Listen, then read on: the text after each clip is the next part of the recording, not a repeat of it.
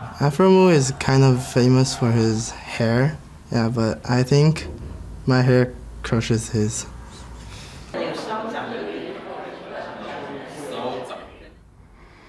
Well, I did win the hair award. I forgot what it was actually called, the title, but best hair award, there we go, for NA. That was me. I don't know what Stakes won, but yeah. Welcome back, everyone, to our coverage of the 2015 League of Legends World Championship. Now, as we dial into our next matchup between the Flash Wolves and Counterlogic Gaming, let's take a closer look at CLG, a team that has tasted victory on one of the world's biggest stages, only to come to this tournament with everything to prove.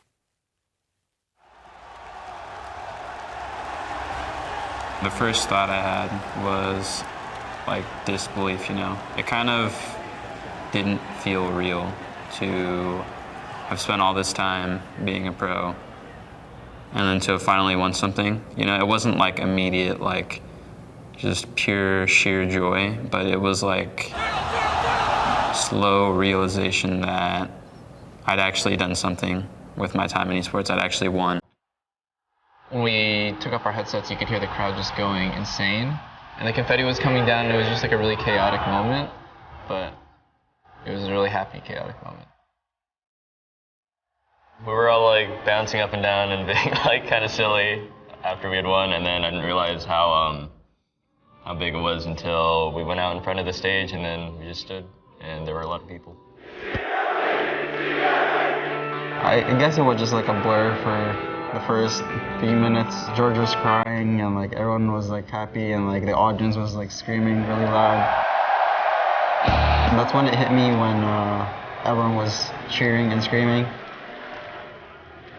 To me, once we won, it's just like, okay, we're not done yet, guys. We share certain qualities that make us work really well together, and one of them is that we've all been losers. We've all been losers, you know? We've been pros, like all of us have been pros for like 2 or 3 years, and we've all been through relegations, but we haven't really like won anything. Me and Afro on CLG, Zion on Coast and Dig, Pavelter on Winter Fox and EG, like Smithy on Vulcan. We were always at some point just not at the right place, right time. When you're losing, that's when you see the worst in yourself, the worst in other people, the worst in your teammates, and everyone's been through that struggle. For us to come together and become a formidable team through all that losing and finally come out on top, I think says a lot about all of my teammates. The thing I'm looking forward to most going to Worlds would probably be kicking some ass, some international ass. I don't really want to be viewed as the underdog region or, you know, not the best region. There is this perception that these Korean and Chinese teams are so much better than the North American teams, than even the European teams, and they're a little bit stronger yet, but they're not as far apart as people paint them to be. I think it's really funny that nobody expected us to make Worlds, and now that we're there, nobody expects us to do anything there either, except for lose out in groups. My whole career long, people told me, you know, you can't do it. At first it was like, I got relegated and people were like, you can't do it, you can't succeed in NA. Now that I succeeded in NA, people are like, you can't do it at Worlds. And so I'll just do it at Worlds too. Even though we're the first seed, like, we don't really get that much respect. Being an underdog actually has a really big advantage for us. I mean, there's like not a lot of expectations. We're just kind of good at using that energy to motivate ourselves because a lot of us have been underdogs. I think we all were satisfied when we won North America, but we stayed hungry. I think we'll come out on top at the end of it, but it'll be through a lot of hard work. I want them to see CLG as a team that should be feared, a team that is one of the best in the world, a team that is a serious contender. I want them to see us as a team that they can really get behind and cheer for. Just like move them to believe in us. Well, I got to stand on that stage with them at Madison Square Garden, and there was a lot of emotion that ran through them as, you know, they had all achieved something so great. As Zion mentioned, a lot of them hadn't experienced, success on that level. Now, important here to note, as we did with the last match, if CLG is to win this game here, they also clinch their quarterfinal berth, given the fact that they'll have the head-to-head over Flash Wolves. So, gentlemen, as we move into this match, what are the key things we're looking at here in order to either determine whether or not CLG walks away going to the quarterfinals or Flash Wolves keep themselves in it? After that last game, I think we have to take a look at the junglers. Like, you look at Casa and how he is currently playing, the aggression that he was able to, I guess, manufacture on that Lee Sin. If he can get another aggressive pick, his Lee Sin, his Nidalee, I think that this guy can set the tempo of the game and try and run over the top of the strengths of CLG. On the other side of the coin, you got Xmithy, and his performance has been uninspired. The best thing he's done was the first day's cocoon onto Kramer. Kramer is no longer playing. He takes so long to get a successful gank into the top lane. His team fighting, it just isn't there. And just that last game, they resort to the Echo first pick, which isn't really a flex pick for them. Obviously, it's a bait that way.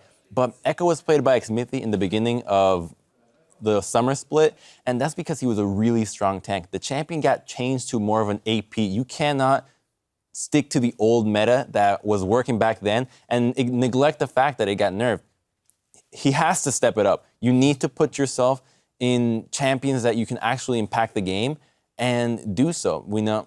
I think this is such a one-sided matchup that I don't see how CLG is going to be able to take this, to be honest. I think that CLG does have a chance from Afromu in the bot lane. You talked about champion picks. He picked up the Blitzcrank. I didn't think that worked very well for him, but I feel like you get him on a comfortable champion that he can make plays around the map.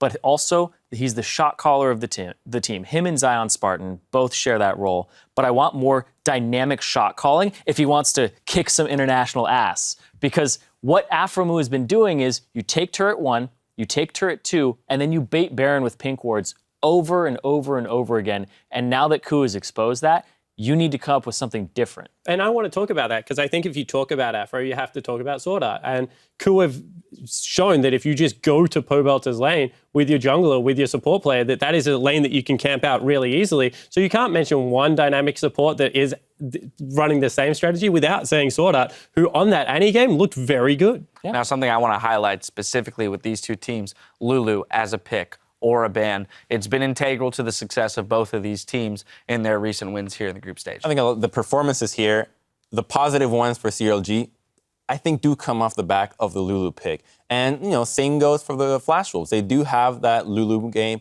which the previous game was really great. But the weaknesses of Flash Wolves coming into this, we thought it was Stake, we thought it was the bot lane. They really haven't been that way. As for CLG, you mentioned how the Ku Tigers really put the pressure onto the mid lane. Pobelter has never really been tested in NA with so much pressure. For an entire year, he's not used to having so much attention in that lane, and CLG isn't used to having to react to this. If they pick a champion like Lee Sin with the Yasuo and really step up their game and put the herd onto the mid lane, I think the Flash Wolves can run away with this one. All right, well, with all this information, down the line, once again, prediction time, gentlemen, Spawn. I'm going to stick with them. I've been pretty confident the whole way through. I think Flash Wolves are a very good team and that they're finally ready to show it internationally. And I just think that support jungler duo is good. And I don't think their liabilities are that much of a liability that we thought would come in. Even NL is not playing horribly. He's stepped up and started to play fairly good League of Legends. Not great by any measure, but they're just not as weak as they first appeared to be. Zyrene is the NA pride and the faith there? It is. I have to go with CLG. I went with them at Madison Square Garden. I think that CLG is going to show up here in this match, and they did win against Flash Wolves previously. It was very sloppy, but I think they're going to pull something out just a little bit different and go back to the MSG style. To be fair, the Madison Square Garden CLG played against one of the worst TSMs we've ever seen. I'm going to go with the Flash Wolves, because they have blue side advantage as well, which opens up a lot of picks for them. The Lulu, the Varus, the Nidalee, the Mord. What is CLG really going to ban here? And I just don't think they're going to make the right choice with what we saw against Ku with the first pick Echo. They're all over the place. Flash Wolves for me. Yeah, I also want to see what counter pick comes out for CLG on the red side, because that could be a big difference here with Zion in the top lane against Stake. All right, split desk, but the predictions are in. Let's kick it over to our casters for the game. Thank you very much, Dash. Hello, everyone. Welcome back to beautiful Paris. I am Rivington Bislin, joined by Sam Hartman Kensler and Joshua Jat Leesman. We're still blowing the roof off here at Ladakh Pullman with League of Legends games, and the World Championship is only continuing now. 3 more for the day. Flash Wolves to take on Counter Logic Gaming. I just saw Double Lift before we came down. They seemed pretty sure of themselves. But I don't know if that's kind of them numbing themselves to what's been happening, or they're just trying to come into this one with the right mentality. Yeah, that's a good point. Honestly, we've seen a lot of mistakes from both of these teams already today, and for me, it does come down to which of these teams are going to make less unforced errors in the early game. Yeah, and I really don't know exactly what to think of Flash Wolves, even though they're 4 games in. The only team to beat the Coup Tigers in this group, also the only team to lose to Pain Gaming, and they almost did it twice, so it's really up in the air. It's going to be tough. Flash Wolves already playing nicely, getting their wins in. We're going to be hopping into Champion Select right now and really see if CLG has righted the ship here with what's been happening on the day. The Afro War is going on. The League War is going on. We got battles on all fronts here. Yeah, the other thing is that this time around, CLG on the red side, being red side does make it a lot more difficult to use target bans like the Nidalee for Karsa, like the Varus for NL. Yeah, and we have to remember last game that these guys played, CLG had decently strong control of the laning phase, didn't snowball it, and then Flash was actually at a 5,000 or 6,000 gold lead, which they then made some mistakes and ended up losing. So I'm expecting some pretty different pick and bans. It was a here. very relaxed game, mostly focused on those objectives, which almost helped CLG. We heard Quickshot earlier. CLG had that 100% first turret, get a small gold lead. They've been thwarted off that recently. See if they can try once more. Obviously, Blue Side has a lot more flexibility with their bans at Worlds here, but you can see already with the Elise and the Lulu bans, that is 2/5 of the CLG composition from day one. Mord, Darius, Gangplank. 3/5 are now banned out. So the first pick now for Flash Wolves, their priority, what will it be? Yeah, a lot of the tier 1s banned out here, and with Elise gone, pick up the Rek'Sai for Karsa very quickly. Yeah. Interesting. Nidalee is still up, and they could pick it later on after seeing more of CLG's picks, but this is just an all-around great jungler. Don't give anything away. And I think being on red side against Flash Wolves is pretty disadvantageous, only because NL and Karsa put together a pretty mean poke composition if they just do Varus and Nidalee. It's part of how they were able to beat the Coup Tigers with those 2 champions, and because CLG opted to just take down the tier 1 champions on the ban side, Flash Wolves will be able to pick their comfort champions if they want them. Yeah, I mean, red side does get, final counter pick there, but they only get 1 lane to counter pick. You can't counter pick, both solo lanes or the solo lane and the support. Blue side will be able to see one of those early. Again, that Echo picked in. A lot of Gragas played by Xmithy towards the end of the season, even Lee Sin, but now back to the Echo for him. 2 games in a row. Alistar picked up here for Aframu. A little bit engaged for them. Yeah, this is what we see when there's a lot of tier 1 champions banned by both blue side and red side. Neither team trying to give away too much in the very early stages of the draft. CLG, though, they did lock in some good team fighting here. Echo, still, even after the nerfs, does bring a lot of AoE CC to the team fights later. And, of course, Aframu Classic Alistar here brings a lot of late game zoning. That makes me think that CLG are going to look for a carry champion for Zion in the top lane, look for another damage source there. Yeah, and even though Flash Wolves haven't gone with Varus, they still have the Morgana, which can hopefully block the CLG initiation. Going back to that game where Flash Wolves did beat the Coup Tigers, they had the support Morgana against an Alistar on the opponent's side, and Sword Art was very capable of stopping the engages there. Nidalee is almost expected as a near to last pick for Flash Wolves. It will depend, though, how hard CLG can pick their initiation champions in the next round of this draft. This also separates a little bit for me if the Varus was necessary. You think teams would just ban that out, but will Sword Art still be able to hit those bindings, make that team work? Was it just the Varus? We'll find out. Looking on the other side, the victor for Pobelter played all throughout the finals versus Team Solo Mid. He will lock it in once more, and Double Lift gets his Tristana. Okay, so CLG, bread and butter here. They got the wave clear mid laner, as well as the Demolitionist in Tristana. Knock down early turrets, and they will be able to defend if they do get behind. One of the reasons why CLG have been losing in such spectacular fashion against the Coup Tigers is because they've been taking more risky plays after they've gotten behind. If you have something like Victor to wave clear, you can be a bit more circumspect. Well, I don't know why I was talking about Nidalee coming through this whole time with Rek'Sai being first pick. So I'll let you slide on I tunneled a little bit. You should have stopped me, Kobe. You tunneled? What? Oh. You definitely should have stopped me. So my bad on that one. But that is the hard initiation right there from Flash Wolves. That is no longer a full poke composition. That is very heavy on the initiation. Right. The instant that CLG locked in Victor. Also, this is something that CLG have feared from the first week. In the first week, they banned Malphite 2 of their first games without ever even seeing anyone play. It's the Echo flex pick. They set it up in the game against Coup Tigers, and Echo's going top lane. There's their damage source that we are looking for. It is going to Zion Spartan, the AP Echo into Malphite. We wondered what would happen. Echo with the changes recently, Smithy still took it for that first game, but Zion Spartan now to try to go up against the Malphite in the top. Seeing that Karsa, Maple now, Rek'Sai, LeBlanc, see if their synergy gets into this game as well. That's a wicked flex pick to pull it at this point because they'd already waited for the Malphite. They were probably expecting a top lane bruiser, maybe like an Olaf or a Gnar for Zion, so they thought the Malphite was safe. This is going to be interesting. Yeah, plus this way they get a lot of AP damage into the Malphite pick. So Malphite, at this point, you can build Abyssal Scepter, but you don't want to have to spend too much, going through that build path. And he will be light on armor. So CLG very diversified in their damage threats. That being said, for Flash Wolves, though, they've got the Black Shield that you mentioned for Jinx, and they do have a bursty combo of their own. Malphite and LeBlanc, very, very big at picking champions off. If Flash Wolves can get the Fog of War advantage, then you can instantly blow someone up. We're almost about to head into the game. This matchup, if CLG are to win, birth themselves into the semifinals for a game. And they absolutely want that. Coming out very outspoken as being a team that can make finals. If you think, who you think has the edge in this match, tweet at LOL Esports, hashtag FWWin or hashtag CLGWin. We'll tally those up throughout the game. You always see it at the bottom. You can participate in the streams as well. It's kind of like being a pro player on Twitter. If it gets through. One thing I do need to touch on, one more thing I need to touch on about these team compositions is the way Black Shield will be interacting with Maple's LeBlanc later on in the game.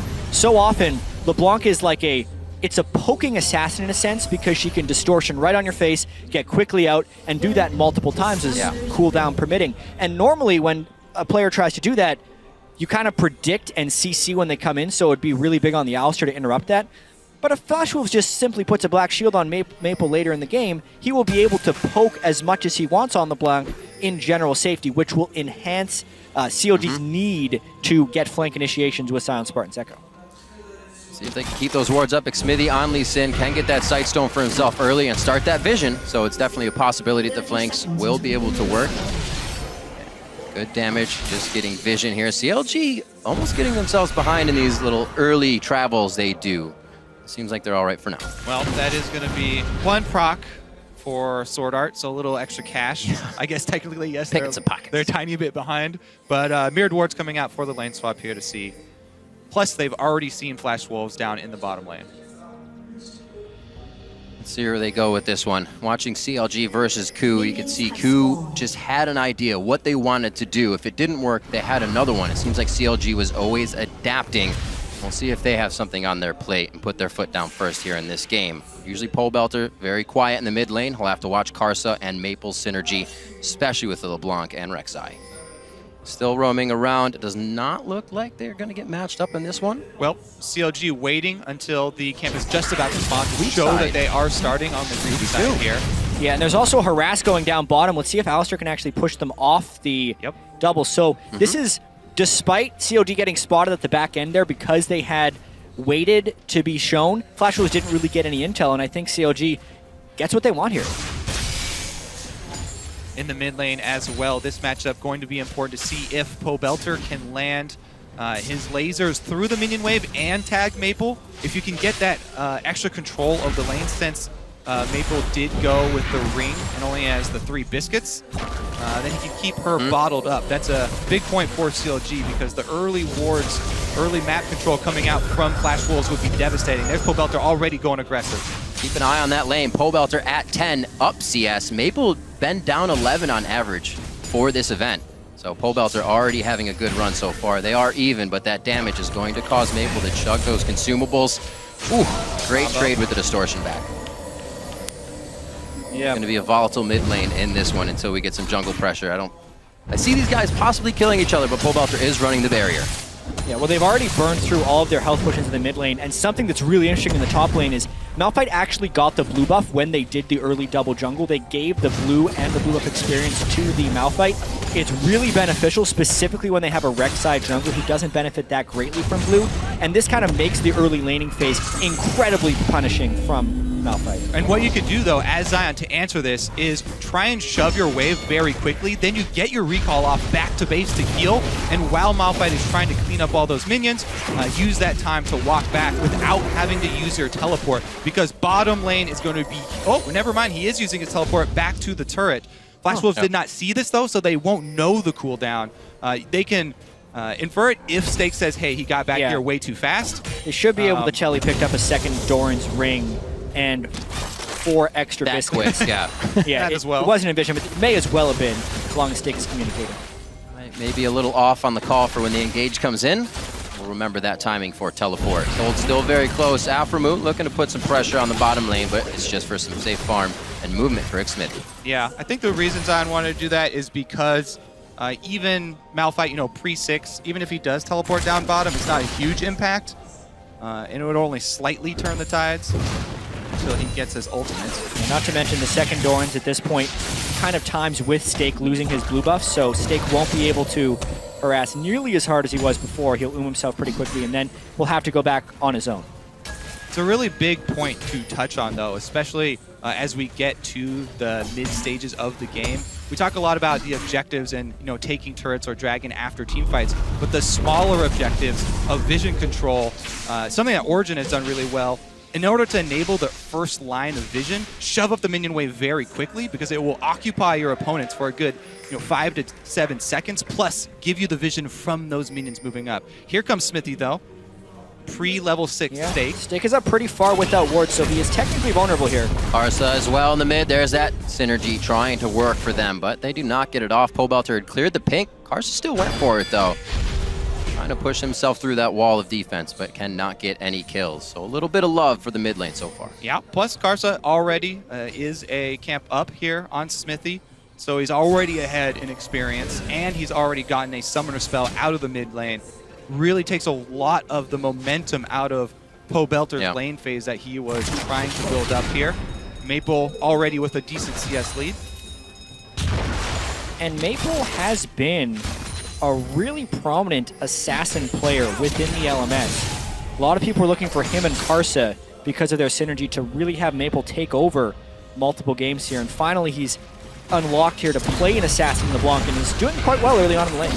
Really a star player for the LMS. Actually considered one of the best now, though, in the bottom lane. 4-4. No level advantage here as they fight, just trading damage back and forth. Triumphant Roars will be able to heal double it back up slowly. It should be all right for this lane. Yeah, so pretty much Maple's CS double lift with the CS lead down bottom as well as Zion up top, kind of making up for it. But marginal lead there for Flash Wolves. Definitely not working, as I said before. Pobelter not getting the CS lead, possibly within the next 4 minutes. Karsa on the wing. Teleport's still off cooldown here for Zion, and Stake is level 6. So look for the level 6 Malphite teleport down bottom if CLG get too aggressive. Sword Art's aggression towards it kind of told Aframu there was a little bit more than he wanted to fight there. Speaking of communication, though, Stake is really low on mana and under his turret, so if he did teleport in, he would only have enough for Unstoppable Force and no other follow-up. Great point. Very dangerous move if they actually decide to go for it. Looks like he will back for the possibility of something happening, but Karsa's already back as well. Once he backs, Xmithy can't gank safely. Even though Zion Spartan does have his teleport up to match, so it's interesting. I have to say, there has to be communication between top and bottom lane when there are standard lanes. It's so important. You have to clear out those wards that have gone into the side brush behind CLG's bottom lane, because Zion should be telling them, yes, there's a Malphite level 6, he's going back to get his mana right now. CLG, though, they push up that minion wave, and then they peel off to take the objective here in Dragon. Nicely done. Stake low on mana. He's not going to be able to come in too quick. Dragon burned down as fast as they can. So CLG, again, kind of slowing down the fact of kills in the game, but aiming for those objectives first. And As far as encouraging viewers to pay attention to the times when teams quickly shove minion waves, also shoving a minion wave just to get a recall off, to get a purchase, is also a sort of mini objective as far as this really early stage of the game. That couldn't have gone much better for CLG in standard lanes. To be able to get an uncontested dragon without actually losing much tempo or pace is really strong. A lot of that, I think, had to do with Zion aggressing so much in the top lane when Stake was low, almost baiting Karsa to come up, and the fact that Karsa had, I think, been spotted a little while ago in bot lane, so CLG didn't expect him to camp down there for that long. Really nicely timed, as we mentioned earlier, the double Dorans allowing just Time Winder to keep clearing waves. Got the upper hand on Stake for the dragon for the team.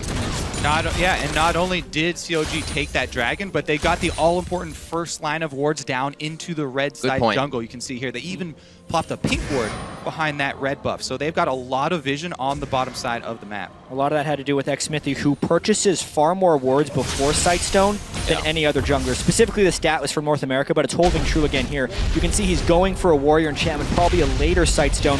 Aphromoo gets a very early Sightstone to try and compensate after Xmithy put some early gold into wards, and we're seeing that exactly here. Yeah, plus it is also, not only does it cost him gold to buy all these early wards, but Smithy is still behind on farming here compared to Karsa, who is a couple of camps now up on him. And the farm game's going pretty well for Flash Wolves thus far. Being in the 2v2 against Doublelift and Aphromoo. In game 1, when they had Kramer down there, Doublelift and Aphromoo up 20 or 30 CS. This substitution has worked wonders for Flash Wolves. Yeah, it definitely has. As Krepo talked about, that one cocoon changed everything for the team. And then its second cocoon. A lot of respect in that mid lane. You can see the CS in favor of Maple. That ignite kill pressure keeping Pobelter on his heels. Zion is playing so aggressively here because they have this division in the bottom red side jungle. They're like, you know what, Rek'Sai's down there. Until we hear her scream and we know that she's trying to use her ultimate to get up to my side, Zion is just pressing this so hard. He's even past the turret there, trying to keep Stake under wraps. It's very similar to what happened in the first game between these teams, where Stake actually got 2 or 3 kills on Zion because Zion was playing so aggressive and got heavily ganked by Karsa. This time, Zion is displaying the same level of aggression, but Stake is needing to just deal with it. Yeah, and Karsa has not tried to punish him for it. He's instead, trying to farm up, get his lead on Smithy, which he has done. He's got his completed jungle item here, the Cinder Hulk, done for Karsa. Looks like you might be able to find him here. Smithy sees the ward. I don't think they're going to want to fight this one, but now with the knowledge of low Smithy, Karsa may try to make a move. Yeah, that's the other thing. CLG have to now play around the knowledge that Karsa will win out in a skirmish. Yeah. Great wards, though, for CLG. There would be a potential for Malphite to teleport down, but there were enough people missing in the counter-teleport. Flash Wolves call it off. I like this, playing off Maple's aggression. They'll see if he wants to go distort in again for damage on Pobelter. Flanked by each side, though. Karsa on the right, Zion on the left. Yep, Zion buying some wards himself. He goes down, places some river vision, and it is going to cost him, looks like only 1 melee minion because he shoved so quickly. Yeah. So looking at how Counter Logic has always come out of scrims, saying that scrims are going well, this is going well, but they completely fall apart within a game. Seems kind of mind-boggling each time. Well, that's like we were talking about in the opening, because it's happened twice against Ku, where CLG played so aggressively and so risky even after they got behind. Uh-oh, Maple. That barrier's still there for Pobelter. He can stand toe-to-toe for a bit. If the trade goes his way, the chain did miss. Yeah, Maple is taking really good trades. That was one of the first ones where Pobelter actually gave as good as he got, because he was able to dodge initially. Yeah. But going back to the team as a whole, I'm pretty sure that the management talked to them after those 2 sort of snowball games against Ku, told them to be a little bit more cautious. Yeah. We're seeing it play out here. Doublelift just sort of waiting until he can build up to the Infinity Edge. Yeah. And if we think about CLG of old, losing a game like they did to Ku Tigers, that's like the tilt of nightmares. They lost so terribly. Absolutely. And then having to come back in the same day and play 2 more games seems really scary. A lot of this will just have to do with how much mental strength CLG has been able to build up during the regular season to match up against Flash Wolves, who are playing very methodically and slow as they usually do. Yeah, we have to be very careful. Smithy's got to be very careful here, picking a fight with Karsa. Still has the level advantage over him. So even though he's backed up with the invade here from double lift and Afro move, Flash Wolves, all they have to do is pull that trigger. The first blood should be very explosive from Flash Wolves if Stake is able to pull the trigger on his teleport. Yeah, at this point, it might just be at second dragon with the way CLG is going to hold off for most of the objectives in this game. Top lane, back and forth once again. Zion Spartan doesn't have to worry too much. Really just taking a bunch of Cinderhulk damage there. Or, I should say, Bomby Cinder? Bomby Cinder, thank you. Little baby Cinderhulk. Zion's got about 2/3 of the turret dead in the top lane, and CLG is starting to work on the bottom turret as well. This will prompt aggression from Flash Wolves as CLG tries to get more and more bold in these side lanes. Ooh, Belter tries to sidestep, but he gets caught with the chain. Belter up, barriers down. His flash could be used right now. The Ignite should be saved with that safeguard. That's going to be the mimic of Maple. No kill coming from that, and Xmithy perfectly on the wing. The rocket just over the right shoulder of Belter. Not even close. Don't worry about it. Belter stopped the prey in the middle of the lane. Saved him. Narrow miss. That very easily could have been first blood and could have swung that lane over for NL, because that would have given him the jump to Infinity Edge over double lift that he would so heavily need. I want to point out a nice little mechanic that Zion just used to gain extra pressure in that top lane. Okay. Just used the Echo Ultimate to get back the lane even quicker. And the reason why I'm focusing so much on the minion wave control of the top lane is because Zion Spartan, well, you can see right there, he got the objective himself, but he's drawn a lot of attention. Yeah, now he's got no ultimate to try and save himself if he were to be dope, but he has positioned himself to get out with that ward. This is the Zion that CLG thought they were going to see from the very beginning of group stages. He's been able to play aggressively, draw resources from the enemy team, and still come out with his advantage. Definitely the Zion we started to see at the end of the season with the Fizz and Olaf picks. And it seems like CLG did their own kind of dip again to come back up a little bit, but they're having that trouble. We talked about it a little bit already, but even hearing CLG mention that we're not playing like we play, it's a little disheartening if you're that team. See if they can right the ship here and right those wrongs. Still no sight ward for Xmithy. He's been finished up on Karsa. Flash Wolves have not been able to push their wards too far forward.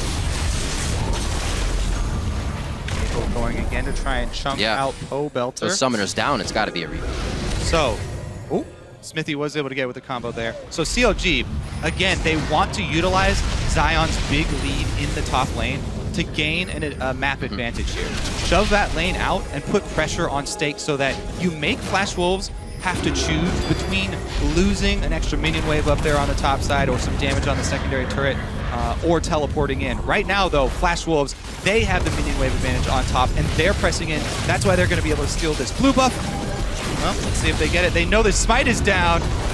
Yeah, they ended up stealing it for the jungler instead of being able to pass it off to someone more beneficial. This is really a huge moment in the game. Unless Flash Wolves rush the dragon right now, Zion Spartan's going to continue to push out that lane. I was expecting Flash Wolves to actually try for a dragon there. Yeah, I mean, they are able to deny it from Belter, which is, optimal, but Belter hasn't had too much of concern with mana problems. He's gone with the early Negatron, so the poke from Maple is not as threatening anymore.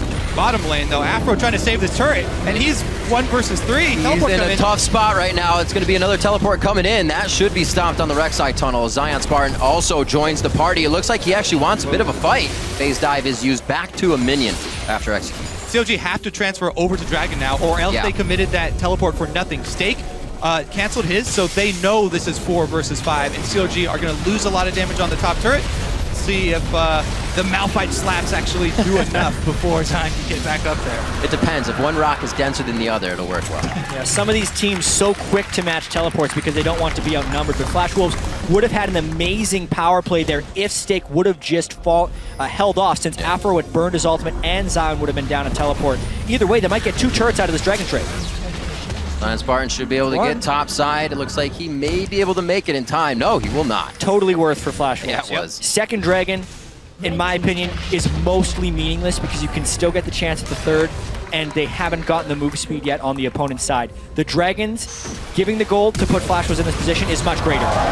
Double lift jumps out, binding used. No, Zap actually hits. There's the rocket as well. Double lift. It was like 15 feet of wall there if you made that flash. Wow.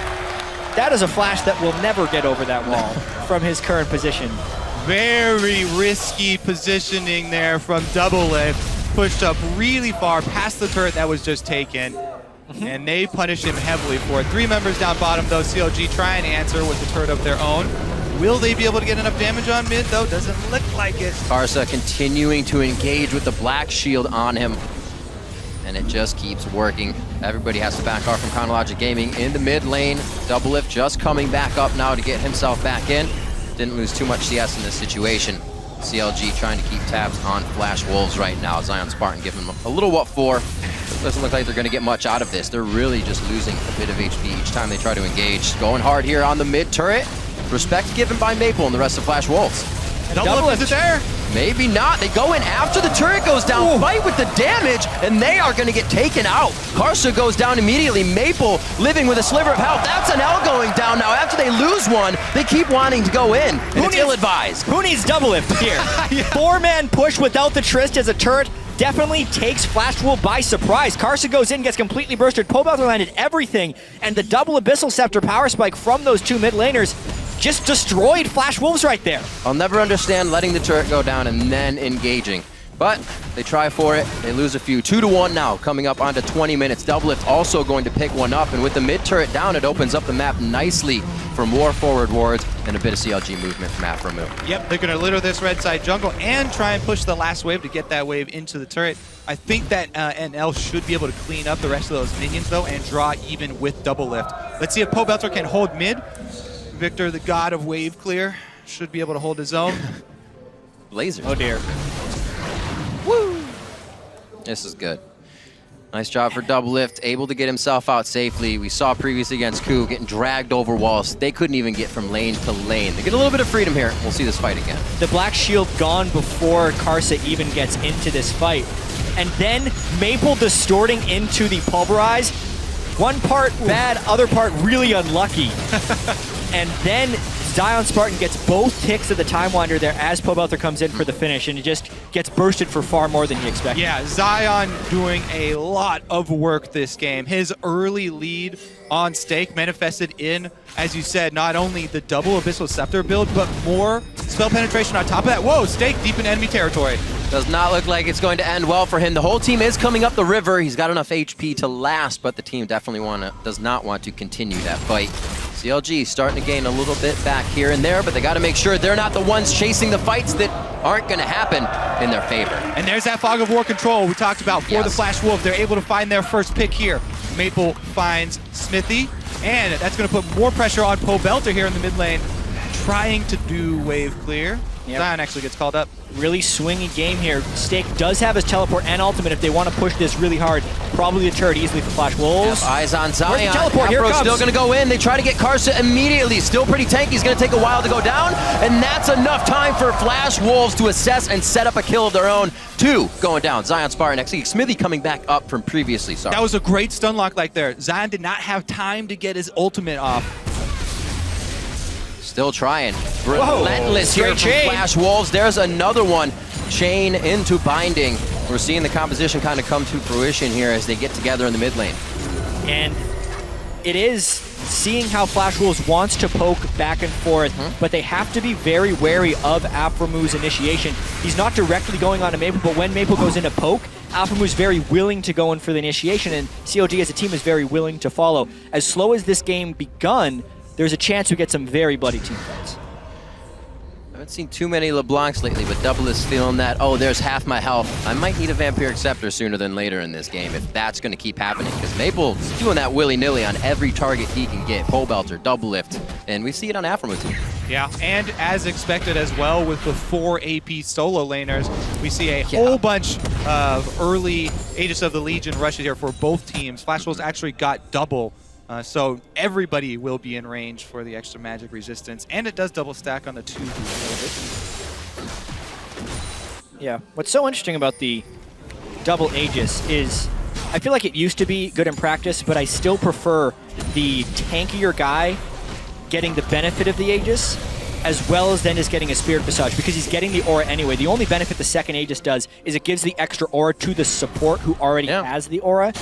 If anything, though, if Sword Art's not going in, at least Karsa can benefit Stake with his aura because they're going to get spread out. Yeah. That's the higher benefit of the double Aegis. I do agree with you with maybe Karsa this game going with a more greedy build and buying magic resist just for himself because he's been focused down He's two been blowing times up in a row. Right.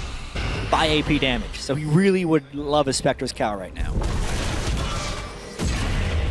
Zion Spartan trying to get This is himself. actually a really early Baron, but Stake's going to sniff it out. Crisis averted for Flash Wolves. That would have been a nice sneak, but obviously that ward. Yeah, actually, and CLG used a lot of resources gaining that vision control of Baron, which I feel like it's a it's a very low percentage chance to get that Baron. And that pink ward and that sweeper might have better been utilized around Dragon, which is about to go down. And now CLG's best form of initiation has no ultimate and no help. This could very easily be a Dragon or a Dragon and a turret for Flash Wolves. And really, it seems like it's just folding over from last game. Many mistakes made by Doublelift and Afro in the bot lane, kind of walking into a situation that got them killed. And now they lose pressure on the mid lane because they did not respect the grabs, the pokes, and the bindings.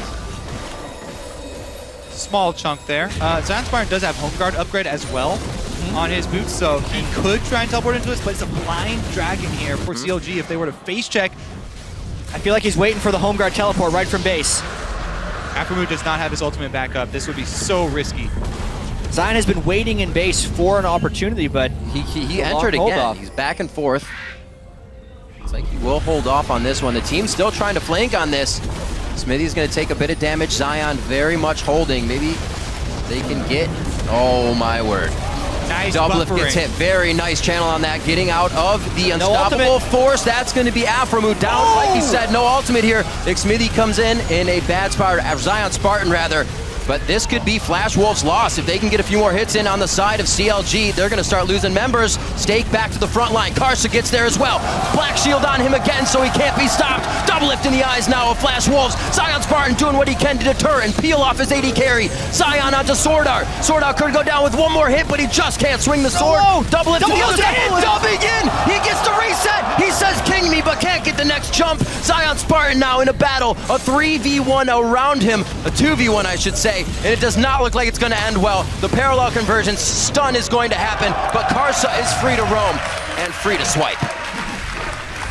A delayed ace there for Flash Wolves. What a massive fight. We said this game was going to start exploding in the mid game with some bloody team fights, and that was about as bloody as it's going to get. No ultimate on Aphromoo, so he dies before the follow can happen from Zion Spartan, which makes the delay in that fight very pronounced. And then CLG tries to reach around the back end to finish that off, and Flash Wolves is able to prevail. CLG actually started this off pretty well with Doublelift buffering his rocket jump right there. But again, those as shields. we said, Aphromoo getting chunked out earlier, he had no teleport. And those Flame Chompers on top of the ward, very quick thinking there by NL. Then we get the spread out fight inside the jungle here. And the CLG, it looked like Pobelter got a little bit baited in by the LeBlanc clone. Nice finding there from Sword Art. And Doublelift actually got too close to Pobelter. So both CLG carries standing next to each other hurt them a lot. Yeah. Flash Wolves, I feel like, did a nice job of target prioritization at the very start of that fight, knowing that they were free to focus Aphromoo. Would have been better for CLG if they could have had Lee Sin going in at the start of that fight. And again, Afro takes a lot of damage. He wants to hold on to his ult. Gonna have to burn it. One after the other. Ult for ult there, however. Doublelift almost taking that one to the mouth as they make their way down to now repair mid lane. I think both teams taking a slight breather, maybe, as they keep getting hit. Flash Wolves pushing the tempo here. Even though they're behind, they're forcing CLG into some high pressure decisions, and CLG are starting to crumble again. CLG have to calm down and watch their plays, because that last mid lane turret push definitely cost them. Let's see if the Baron bait pays off. Goes down pretty quick. Smithy is in base, so if CLG wants to fight this, not only do they have to blind face check against a Malphite, they'd have to get the time for Smithy and fight a 4v5. That 4,000, and they're getting chunked out. This is going That's gotta great be for Baron. Flash Wolves. Zion Spartan gets himself away with the phase dive. They're zoned out. Should be safe, but yeah, they can't do anything. CLG watches the Baron go down. And now Flash Wolves have a nice way to get themselves to this next set of turrets. Quite a bit of AP on the side of CLG. It's going to be up to Doublelift to start clearing these minion waves. This is eerily similar to day one of Group Stage when Flash Wolves had a 5,000 gold lead in mid-game against CLG. Yeah. They started with CLG winning the lane slightly. Flash Wolves had better execution in the mid-game due to CLG mistakes, but this time CLG does not have the Lulu for a hyper carry, and they're going to have to find a new way to try to come back. After Mukau once again, Maple's going to take him down, take him right down all the way. Hits another sigil, and it looks like they go in. A kick to NL. He's to the back line. Great damage coming in from McSmithy, but he goes down for his attempt. And can CLG clean this one up? Doublelift jumps forward. The red buff is on, so they could play. What a binding coming in from Sword Out. They're able to finish off Doublelift. The double kill for Stake. Sword Art has been so on point with Morg this game, and Maple is showing people why he was such a hyped mid laner coming out of the LMS. The amount of poke they have been able to put down on Aframu has completely crippled CLG's ability to play this game. And the vision control that they're getting done. Him and Karsa to boot, they've been able to control so much of the Fog of War with this pick comp, and then you land the ensuing bindings there. Very good comeback so far from Flash Wolves. Giant gold swing after that push. The amount of bindings hitting right now, definitely too high for the side of Counter Logic Gaming, not respecting the space that Flash Wolves can play with. And we'll see it once again here.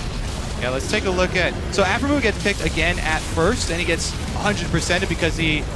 Oh, actually... That was such a forethought. Used his ultimate at the very end. Very early Black Shield for him as well. Smithy did get a really good kick onto NL, but it was just a little bit too late here. Doublelift jumps forward to try and get a reset, but doesn't fully commit, can't get the range. And then he's positioning himself in between the turrets, so there's no juking that Dark Binding once he jumps into that spot. Yeah. Really just poor positioning there from Doublelift. Flash Wolves finishing quite a few items here. That Banshee's Veil on Stake pretty much gives him a Black Shield he needs every so often. They can now use Sword Arts for somebody else if necessary. This is Zion Spartan. We'll see how fast he can zero out NL here if he goes for the attack. Nice dodge on the Time Winder to get the damage on the backside as well, but he's forced to get out with his ultimate. Pole Belter looking to get himself something fancy, but goes down actually. NL off on the side. Him and Karsa already doing work in the top lane, participating in fights in the jungle with the ultimates, and they're going to keep pushing. They still have Baron, and the majority of CLG's wave clear and team fighting potential is dead. This is huge power play here for Flash Wolves, pushing two lanes at once. Just instantly falling apart once one grab happens. CLG gets another grab, and Flash Wolves know they have CLG on the back foot here, and they continue to pound them into the ground. Ward's going down inside the base now. For any other grabs that they can get, they know they are safe to be here. Such a massive game for Flash Wolves. Well, they need to win this game to keep their hopes at Worlds alive. Yeah. Another binding lands. CLG could have clinched a berth into the semifinals here if they're able to take down Flash Wolves, but they are having none of it right now.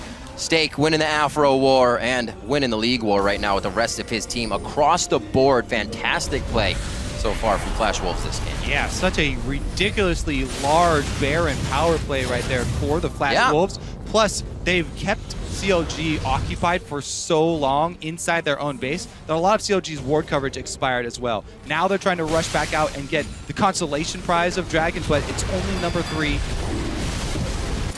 And Maple is just so far ahead of the curve right now with no true tanks on CLG. The LeBlanc poke is just out of this world right now. Unless CLG gets an incredibly clean initiation, they're always starting a fight, basically down a man. That's Grievous Wounds. No ignite. Grievous Wounds. Nearly the second time that combo. LeBlanc pick is just coming up huge right here, specifically the way Maple is playing it with the team. 5,600 gold as a result of the Baron. That is almost double what the average Baron power play has been here so far at Worlds. Did you see how much control Flash Wolves have? And it's different control than what other teams have shown. Ku's shown a bit of this as well. When they have the lead, they run with it. They aren't unsure if they have the lead. They keep pressuring. And now onto the inhibitor turrets of CLG's base. They look to take this win very soon. Maple's doing all of this poke without even the Black Shield being on him yet. Doublelift, though, with the Bloodthirster did lifesteal that up, so Maple has to poke someone else other than Doublelift if they want to get a real advantage for this siege. Or Stake has to combo his ultimate with it and just kill him. That too.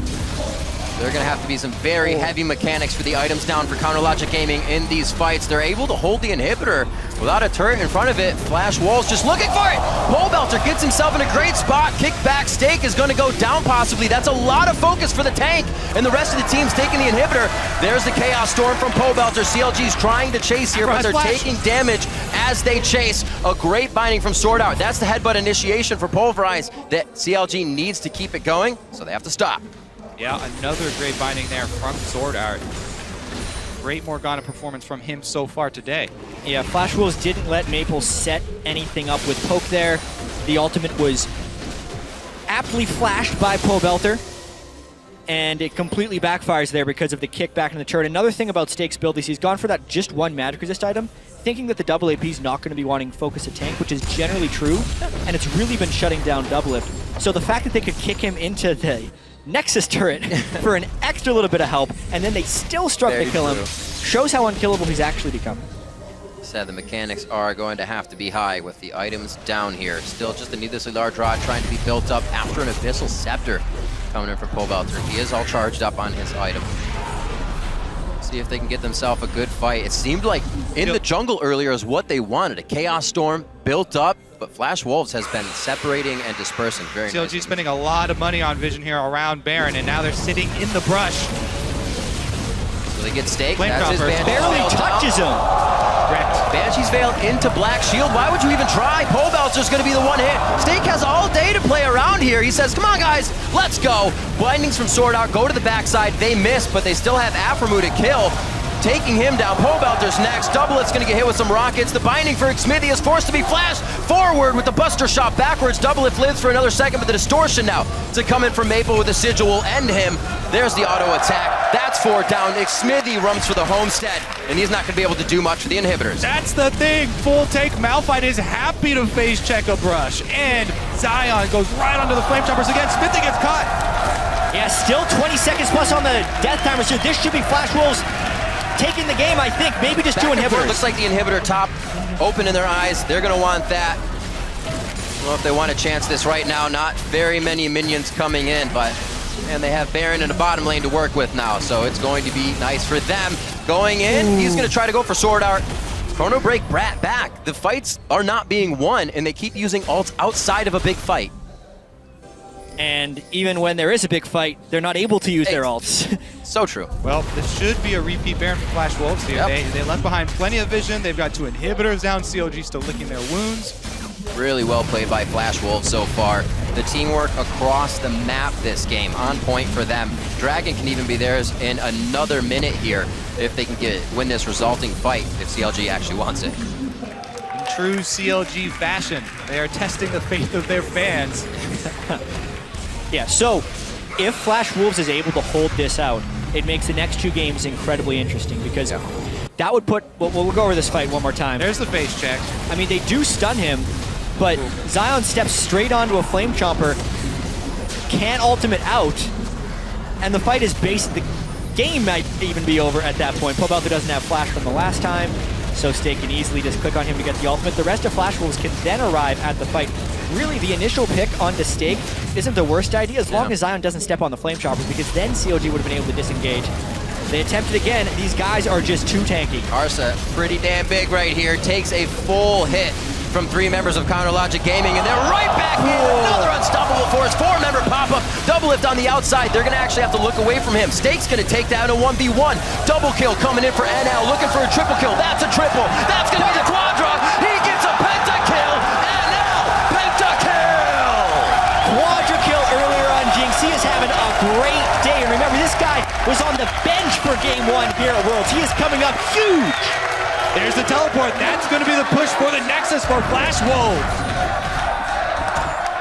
This makes this group so interesting. Flash Wolves still have a chance for first place in the group. Absolutely crazy. Flash Wolves march down the mid lane. Karsa down in the victory fight, but it doesn't matter.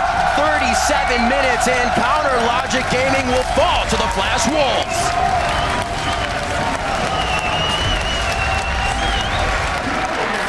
Wolves come back so strong after losing to Pain last week, having an incredibly close game against the Brazilians. already today, and then carrying that through to beat a fledgling, I think that's the wrong word, a struggling CLG is just massive for them. And now the question will be, can they carry on their performance against KU? So much strength, that is true. They're now staying on stage. There'll be a break between games, but now they face off against KU, who just watched them after KU had 2 very strong games themselves. This and now also Flash sets Wolves us up are for that possible tiebreaker. If CLG are able to win versus Pain and Flash Wolves go down to KU, then there would be an extra game here at the end of the groups. Yeah, it creates a lot of drama here because now if KU beats Flash Wolves, I actually hate it when people go over tiebreaker scenarios on air, but I feel like this one is so exciting. If Flash Wolves loses to KU, then CLG must beat Pain in order to force a tiebreaker, which would be against the Flash Wolves. Otherwise, they would lose. Pain is only playing spoiler here to CLG, depending on the results of the next game. I think we're in for a lot of excitement. And Pain comes out strong. You see BRTT playing, he's screaming his head off. The whole team plays with that enthusiasm, and they will run over Counterlogic Gaming that's playing like this right now. Flash Wolves just did. They need to get something out of their head, the win back in, because it worked through the regular season. They got to find what worked in the finals here. Absolutely. To help us break down that Flash Wolves win, let's send it over to Dash and our analyst desk. Thank you, Rivington. Good to see you up there casting the games. This was a very great win for Flash Wolves, both in the way that they turned things around after being down 2K gold in the mid-game, all the way to its implications for the tournament, which is that they now move to 3-2.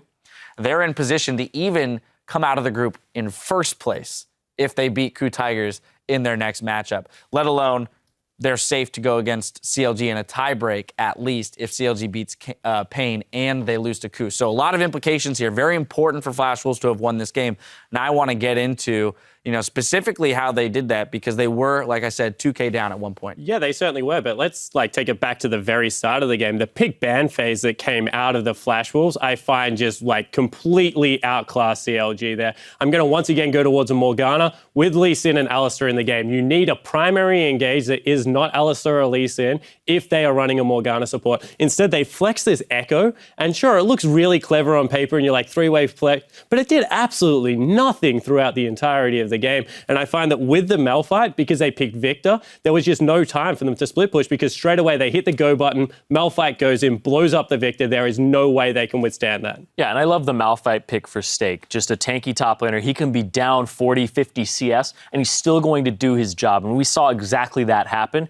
He was flashed away from a couple times, but he was still able to execute. All you need is 1, 2 people getting knocked up in those ultis, and you're still doing your job. All he needed to do was hit Victor. Yeah. Even blowing Victor's flash meant that the next team fight, he was going to win. The Exactly. one thing I can appreciate out of CLG is that the Flash Wolves were playing a very slow game for the previous matches what they had. So they go with, okay, let's take a lot of early dragons quickly so that we can build up a dragon lead. So I thought CLG, all right, we're just going to ride the dragon wave and take over. And the Flash Wolves was pretty slow on capitalizing on flashes in the laning phase. Karsa had a lot of opportunities to punish that Victor. It failed. It wasn't very clean. But once we got to introduce Sword Art into the mix, it just turned around. Let's talk about this guy for a moment, because they were 2K down, but where did things start turning around? When the bindings started landing. We saw chunk after chunk, death after death. Even if they weren't getting killed, they were being forced back. Well, it's the bindings. Even if they aren't killing the person, they're getting something blown. Afromu's ultimate was blown by a binding right before this fight happened as well, getting caught by another, and then a binding onto Zion. Just overall in these fights, landing these picks is just so crucial. And right here, and we're not done. Another one onto double lift here. These things are homing missiles, and the black shields on top of it. They really allow LeBlanc to get into the backline, deal damage, and Alistar just sits there with his hands down his pants because he can't do anything. I mean, there's a reason this guy's got a Legends Rising documentary. Yeah, there certainly is. And this is why I said pregame, if you're going to mention Afro, you have to mention Sword Art. Because to me, they're actually very similar players. And Sword Art seems to be able to play offensively and defensively. The flash initiation in their first victory against KU was what turned that game around. Now this game, just able to hit all of these bindings, peeling very well for NL, who got a pentakill in that game. Sword Art has stepped up huge. We keep talking about Maple. We keep talking about Casa. Their support player is a legit threat on this team. In the pregame, you discussed Karsa being such a powerful jungler, and I was on the side of Xmithy, and it really showed because the first 2 ganks from Xmithy were some lane gank bottom lane where he was spotted through minions, Then the other one was ganking the top lane Malphite, who's level 5, has about 1,200 hit points at that time, and is impossible to kill. While Karsa's first gank into the mid lane instantly blows a flash on the Victor and wins lane right off that. Obviously, it wasn't capitalized to the extent where it should have. Flash for flash, then just get a bunch of kills. But still, the effectiveness of this jungler is high. Now, we'll have some more time to talk about the Flash Wolves in their pregame, but I do want to hit one more time on CLG as they are fighting for their tournament lives here when they go up against Pain. We've seen them lose 2 games today in rather tragic fashion. What do they need to change about their games, their game plan, their play style, in order to be more successful in their 3rd game of the day? So they did what we were asking to do, right? They threw the switch up in there. They got a different top laner, AP top this time, tried to play a little bit different around the map. I think this time you just play ultra standard. You go like Bruiser top lane, get Zion Spartan in a 1v1 where he is comfortable to carry and try and take Mylon on. I actually disagree because none of these guys have had outstanding performances to warrant themselves carrying. I think you just go with, let's play the TSM strat from the season, pick AP Cog and just sit there and wait for an hour-long game and just kind of win off that, because I don't see how this team playing in this fashion is going to beat anybody at this. It's so tragic to see. All right, well, I don't know. I think you go pick on Mylon. I think he's the weaker link who's always aggressive, and you send Xmithy up top and you pick on him that way with a standard. Oh, it's going to take 4 ganks. Well, they've got some time to figure it out for themselves what they feel is the best solution. Now, we're going to take a quick break while we patch up some minions, but meet us back here in just a few minutes for Coup Tigers versus the Flash Wolves. Stay tuned.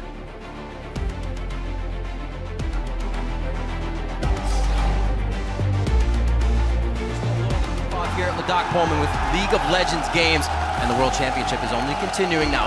Doublelift jumps out, binding used. No, Zap actually hits. Flash Wolves. Eyes on Zion. Teleport, here Afro's comes. still gonna go in. They try to get Karsa immediately. Still pretty tanky. He's gonna take a while to go down. Sword Out could go down with one more hit, but he just can't swing the sword. Doublelift to the other side. Dubbing in. He gets the reset. He says king me, but can't get the next jump. Blindings from Sword Out go to the backside. They miss, but they still have Afromu to kill. Taking him down. Pobelter's next. Doublelift's gonna get hit with some rockets.